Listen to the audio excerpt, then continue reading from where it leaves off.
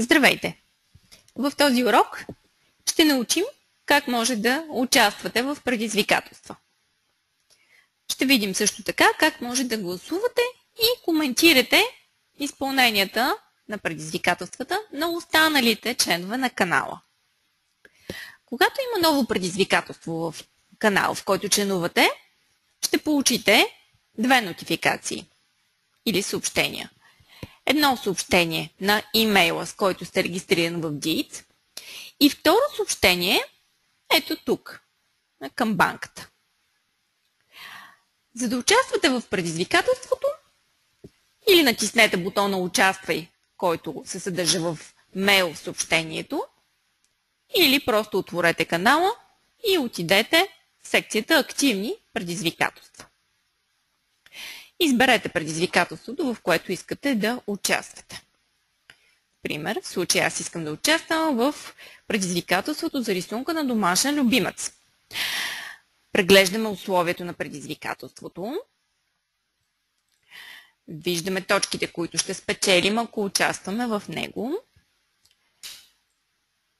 Отиваме малко по-надолу, за да видим дали има някакви детайли относно участието.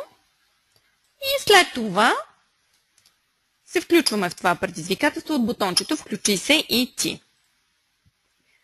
Избираме снимката, която искаме да качим в това предизвикателство.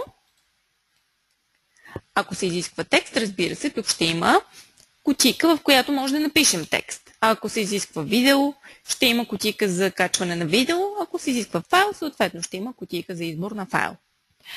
Избираме в случая снимката, натискаме "Отвори" и може да напишем по желание някакъв текст. Куче Боби. Натискаме бутончето "Готов съм", с което ние финализираме нашето участие в предизвикателството. Получаваме си точките за изпълнението. И след това, натискайки линка към предизвикателството, виждаме, че то вече е маркирано като изпълнено и можем дори да го видим в секцията с изпълнение на предизвикателството. Ако желая, мога да напиша някакъв коментар. Примерно, ако съм забравила да напиша някакви подробности. Ако желая, мога да коментирам изпълнението и на други хора в това предизвикателство. Мога и да гласувам. Когато гласувам за нечие изпълнение, аз печеля точки и изпълнителя на предизвикателството също печели точки.